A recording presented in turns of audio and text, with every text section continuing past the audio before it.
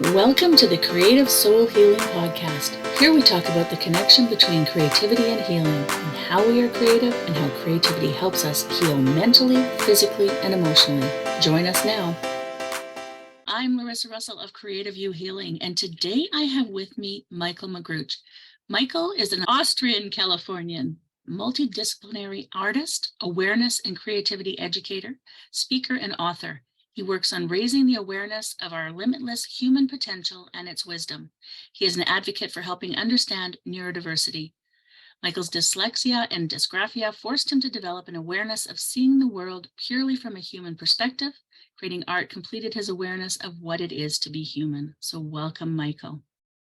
Thank you, Larissa. Good to be here. Go ahead. Mm. So can you share some of your story and the path that's brought you to where you are now? I was born in Austria, Vienna, and I was a sick child. And then when I was about 7, they got me to school. And then the second thing hit that I was neurodiverse and had dysgraphia, so I can't read my writing. When you write something 5 years ago legibly, I can read that. But when I write it an hour ago, I can't read it. I can't find the context. My brain cannot find the context in what I wrote. And I am not a rebel. I was never a rebel or anybody that wants to go against the grain or anything. But I kind of have been forced to find my own way because I tried to repeat grades and I couldn't repeat. I repeated them and it didn't work. And then I sooner or later gave up on schooling. And one thing that allowed me that to do was creating art. I sold mixtapes out of my trunk, art created all my even short-time jobs. And once I was 30, and I think that was a pivotal point for me, I realized that because of writing a resume for a new job, that all my jobs were creative. Fashion, disc jockey, fashion show producer, advertising, video and television. So once I get that, and I said, I can't really, because on one side I survived through creating art. And on the other side, I couldn't never do anything else. It's not like I need to wait for society to deem me an artist or to be a famous person. That's what I am. And I think that was pivotal. Because from then on, I consciously fell back to my creativity. It was a conscious awareness decision. It wasn't just, I can't do anything else. Like people say in the world, it's a hobby, art, and it's not a real thing. It's not a real job. When you do this consciously and you see the power that art had, and I think I was unconscious still then, how much power art had to allow me to actually not kill myself, not do this, that actually allowed me to communicate with the artist community where there is no discrimination between gender, race, and sexuality, at least in my part. I felt intuitively that was my way. I'm not defining myself with an artist with a beret and stuff and the system image, but I think we are all artists, which I found out later that we are all artists. You and me should run a marathon tomorrow. We probably won't, but we can work for it in 1 or 2 years to run that. It's possible if we want it. This manifested in me, and then I was having shows and was kind of semi-successful in the system. I worked for Robert Evans, who did The Godfather and Chinatown. I worked with him together. And I was arts commissioner in Newport Beach, the city arts commissioner. And so I got my successes, but what bugged me, I wrote 5 books on art. And the last book that I wrote was because it bugged me so much exactly about that story. I was so safe by art creation, not by art, also the art product. Of course, when you see a film and you're an adolescent or hear music, it makes you keep going on. The moment I got that, and at the same time I hear 95, 97%, 99% of artists worldwide are living on a poverty level.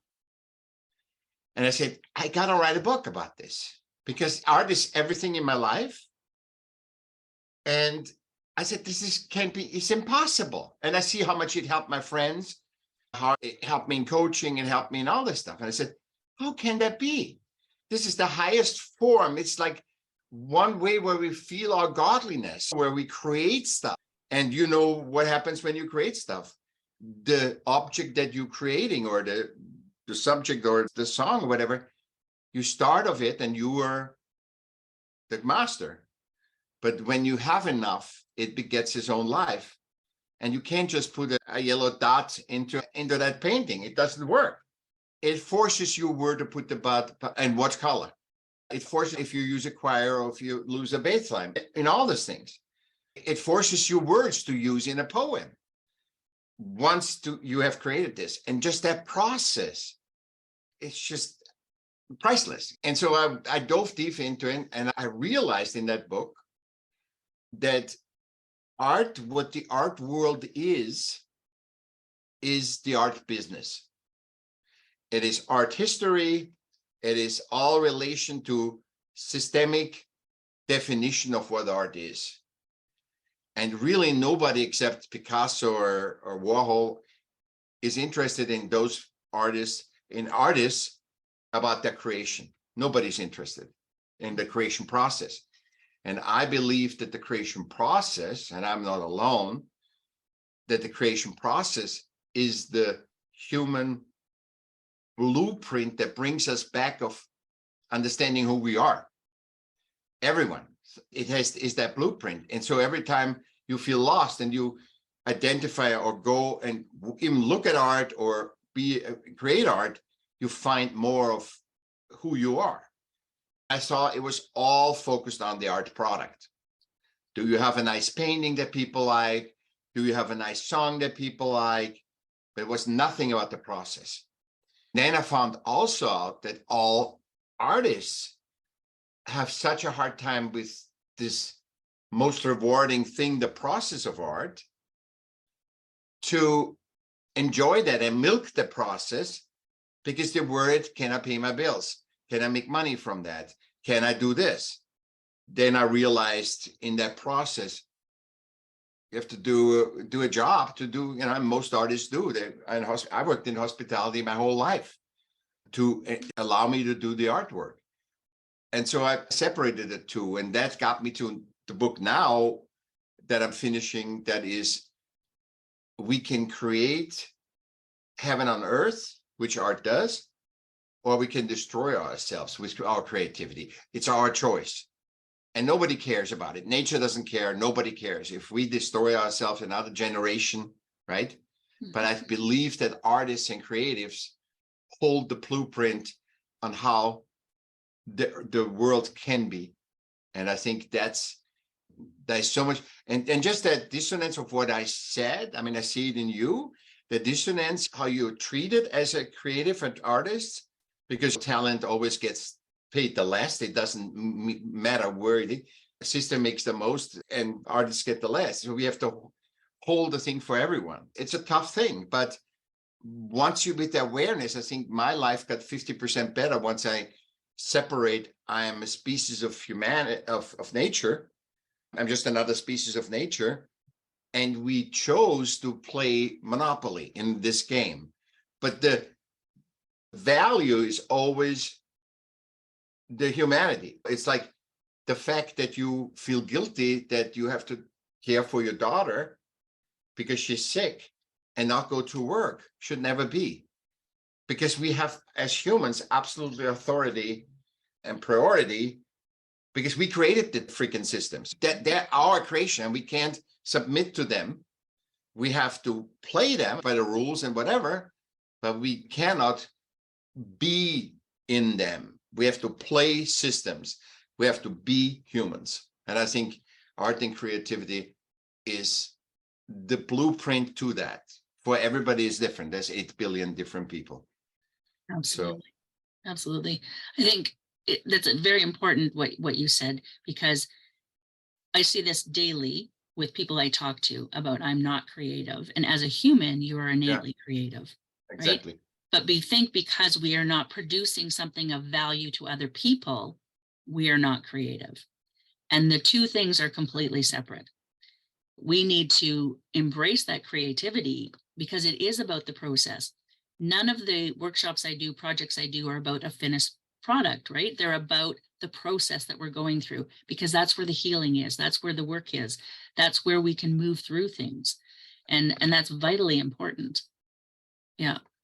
With your writing of the books and this discovery that you've had, has it shifted your perception of your own self or the Oh, world? tremendously. Because when you look at you as a species of nature, all of a sudden, when you look at the filter, I said, how is conflict resolved in nature? There's a little fight. The cats go together, they fight, and they go apart. No lion in the savannah kills all the gazelles so that he has something tomorrow and can sell them.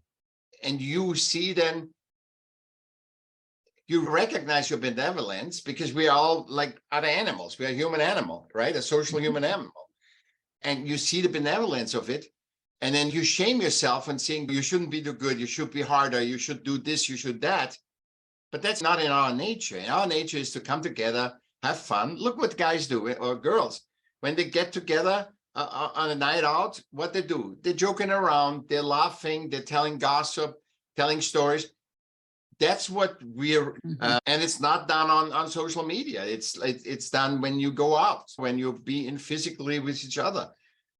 And I think it changed me tremendously to confirm when you create something, right?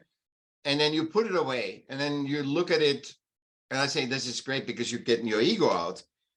You look at it after a year and I said, damn, that was good. And you thought it was horrible. That's why I always tell students of mine or people that I work with, if they say, oh, it's horrible, I hate it, it's not what I imagined, I said, put it away for a year and pull it out. And then you can still throw it away. And I've never heard anybody that threw it away once they put it stashed to this side, because there's so much in it. And the feedback that you did that, when you become aware of that, and see, I dissected all these stages in creativity, in the creative process, and they made me much more self-confident. I mean, I have no education. I have zero education. I couldn't. It's like a person with one arm, you ask him to shoot an arrow. I couldn't. So I don't have any education. I'm totally self-taught. But that's also an advantage because I have a total out-of-the-box view and find out new things with my shading of perception. Right, right. That's a conversation I've had with a few people recently, is about the system. We put kids in school, which is a babysitting service, and then we expect them to be a certain way so that they can come out and be properly behaving adults that go to work in a cubicle. It's all about how we can control things, right? And there's many of us that don't fit into those boxes and don't go through the system in the correct for our society way. And then it's like, we're the troublemakers. We're the ones that are causing, but the troublemakers are the ones that make change in the world, right? And so I'm embracing this troublemaker that I have become. And I think you are also, and not knowing that, like, having your creativity through your whole life and not knowing that it was not valued because it was just who you were. Yeah. Do you feel that was a huge advantage for you?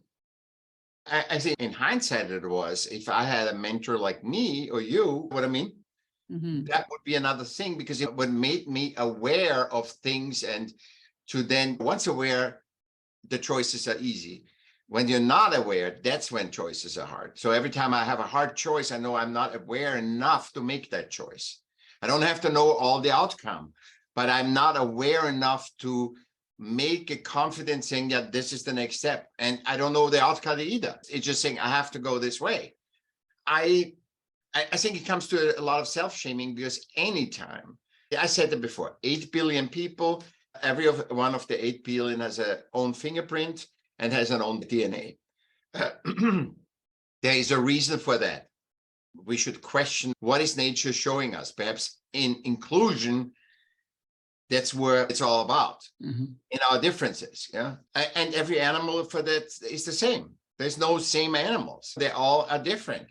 Isn't there a hint of nature that it gives us for how to be with each other and for each other.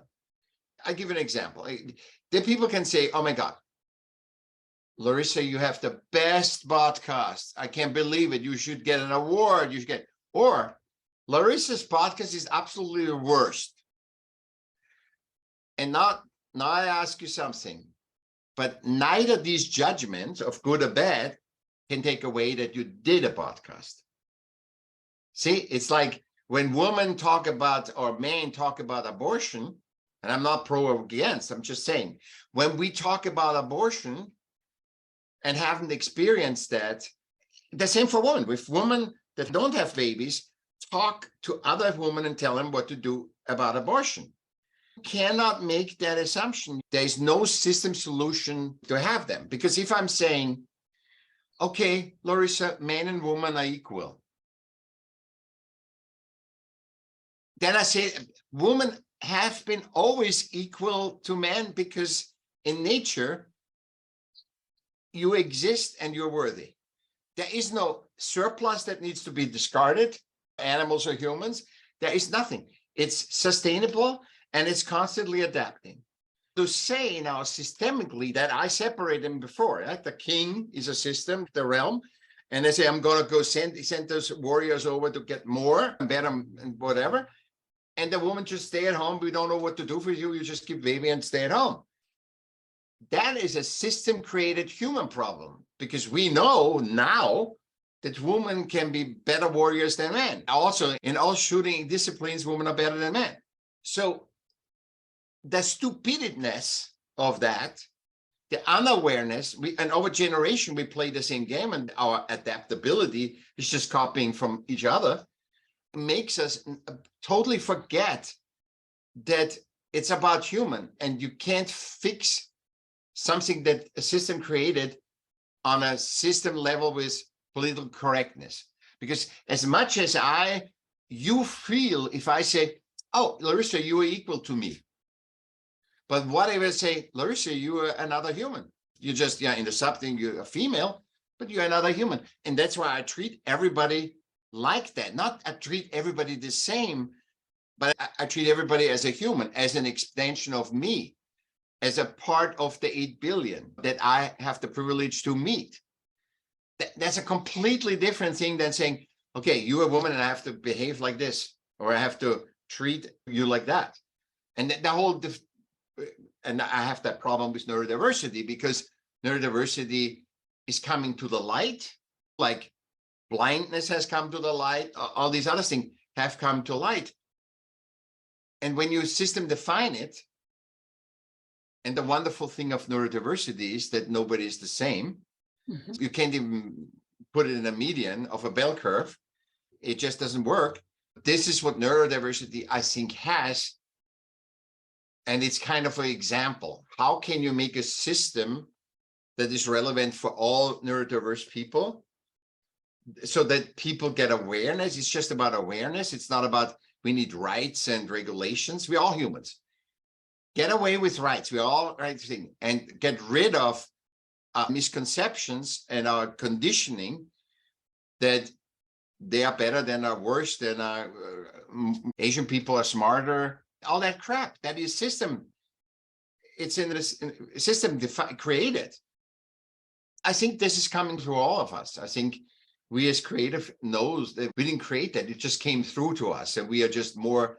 Our value is in our honing of the communication between our non-physical and physical. I want to say it, not spiritual. So non-physical and physical, the clearer we communicate, that's where our value is. But basically, we are all vessels that contribute of the whole consciousness to paint, to sing, to create an iPhone, to create a Nike shoe, to whatever. Yeah. And it's not an ego thing. Oh, I'm better. No, absolutely. I think as more people are starting to discover that connection to each other, right? As we are all one, but also I call it the divine, but yes, it's allowing us to understand that we don't all have to be the same.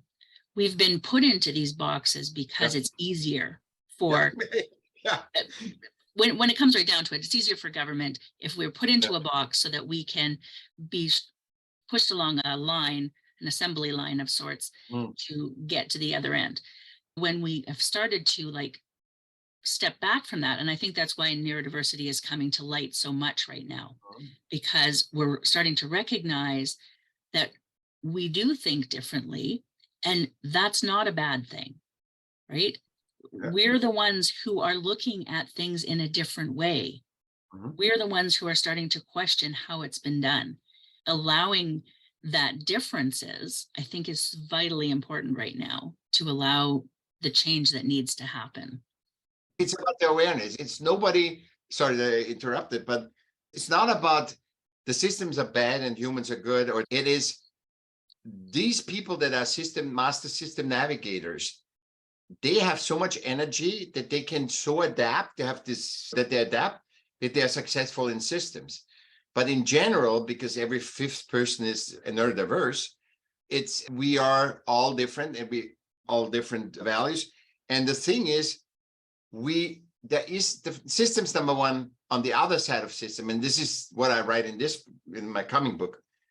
It's on the other side of systems are humans too that have to feed 5 kids and might be neurodiverse or whatever. And what we do is we have this smoky mirror called systems, and we are human against human. As from limitless creativity, we can never win that. I find something, you find an antidote. I find a new poison, you find an antidote, till we destroy ourselves and trying to separate ourselves, and we ultimately extinguish ourselves, like a lot of civilizations did already. And look at nature, it just grows over. I think we have to see that on the other side, we really have to compartmentalize systems relevance versus human relevance. And human relevance has to be the priority, because if system relevance, we will destroy ourselves. And we can, because we are only one God, every one of us. We created systems. We are the gods of system. So that's why we can create them. We didn't create humans and we didn't create nature. So we can't change them or do something. But we are the gods of systems, and we can change and alter and make systems human adapt. Because systems right now, if you ask systems, what is normal? There's no answer. They ask underlyingly, and I think that's what because we that all play in the systems and play the monopoly system, come to the conclusion we must be abnormal. But 8 people cannot be up. There is no normal. In 8 billion people, everybody has a different DNA. There is groupings, there is thing, but everybody is abnormal. And everybody feels here and then, even the master system, as I don't fit into that. Huh? Because otherwise everybody would be religious and everybody would be also in the golf club and everybody would be successful. We all don't fit in anywhere because there is no definition what is normal. Yeah. We can't even say what is normal in art. We try, but we can't. And we shouldn't. Why would we want to see? Because by default, we are unique. Yeah, and that's the importance of creativity, is to remind us of that uniqueness, right? So if you can do realistic art, or if you can tell a good story that goes with your plain white canvas, whatever it is that you can convince the system it has value. It gives you value in the way our system is done. But that's not true, right? You cannot convince the system. You can only try to manipulate with attention or whatever, and faked views or whatever. You cannot, if the system deems you're not an artist, you're not an artist. If the system deems, you can try to convince me, or I can convince you, humans. It's the same with trust. You cannot trust the system. It's a creation of us. It's like praying to a doll that we created. I created a doll, you, and we're both creating. And then we asked the doll, hey, should we go out with this person? What kind of stock investment should we do? And the doll doesn't know that. But we act as if that's our God. The system is our God. And these disturbed humans that are system disturbed, like now with the war, tell me, I always ask, I said, tell me one human that is not the system disturbed leader that wanted war. Tell me what woman in the history of humanity, what people in the history of humanity wanted war. They say, don't care about my kids. I don't care about my house. I want to just kill. Mhm. That is, I want to just kill the others to have their stuff. That has never been. That is conditioned by disturbed leaders and systems that say you have to do this and this. Also, the system decide about human life. Systems have never created human life. And they shouldn't decide about human life. I'm not an anti or pro, but I said, why would you want to decide that this person should?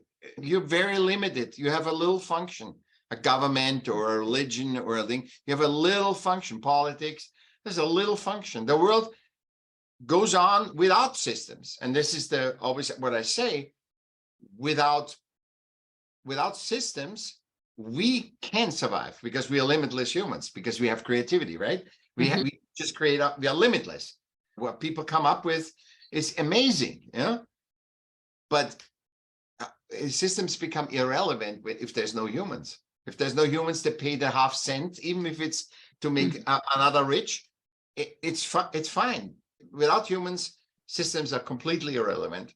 And that's why I say the priority has to be to really rediscover our human-centricness. And I think creativity is a blueprint for that, because I couldn't speak these words hadn't I have been an artist my whole life and be with art and creativity. And my education was art and creativity. And I have no art degree. I have very little idea about art history unless the one that interested me. So I'm the product. I'm preaching what I am. And it's resonating with people right now because the systems are so broken, right? Yeah. To share that. Well, I want to thank you so much for sharing your story. And we have a link for your websites. I'm assuming your books are on your website, so we can send people there. And then we also have a free gift, your free 30-second podcast. Can you tell us a little bit about that? Yeah, the podcast, and I can give something to you because I see you are really in deep. I wrote it for my course. And this is all in the context of this talk. I wrote a paper that I use in my course and that I've dispersed quite a lot because people wanted it, requested it, is about how to find your voice, how to find your uniqueness, that you're one of 8 billion people. How do you find it? And my 30-second podcast is a part of that, because if you're confused by our talk or something is not clear, just listen. I would suggest listen to a 20-second, 30-second only. It's just a quote and a question. And just listen to that. And once a day or once every 2 days, make it regular and just let it percolate. You don't need to have the answer. You just listen to my voice and listen, or just read it and listen to and read the question and try to answer it for yourself. Because mentoring got so lost in the art community because everybody is getting for the product and nobody has the time to mentor anyways.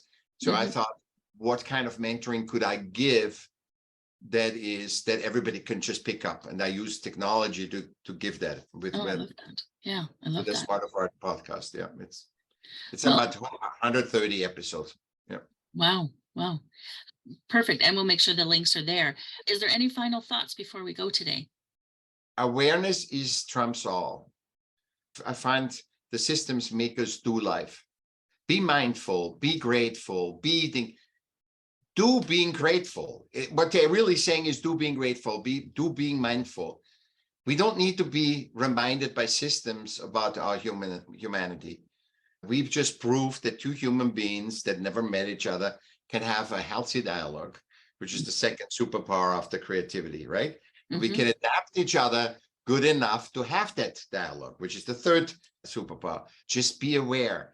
We have no steps or no things to do. Just allow the things to influence and see what resonates.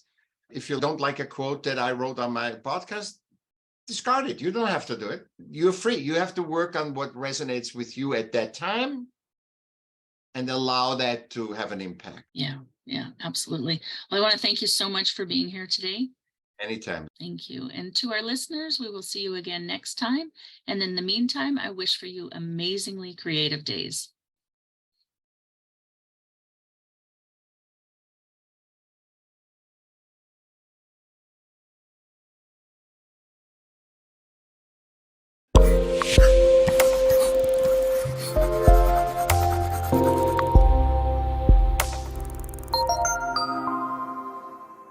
Calling all adventurous women. Have you been feeling lost and disconnected from your feminine energy? Are you seeking inner peace, clarity, and intuition? Then it's time to awaken your feminine energy and explore the power of reflection. Join us on a journey of self-discovery and uncover the beauty of your inner self. Awaken your feminine energy and connect with your creativity, intuition, and soul. Thank you for listening. If you found our podcast of interest, we'd love for you to leave a review wherever you listen in.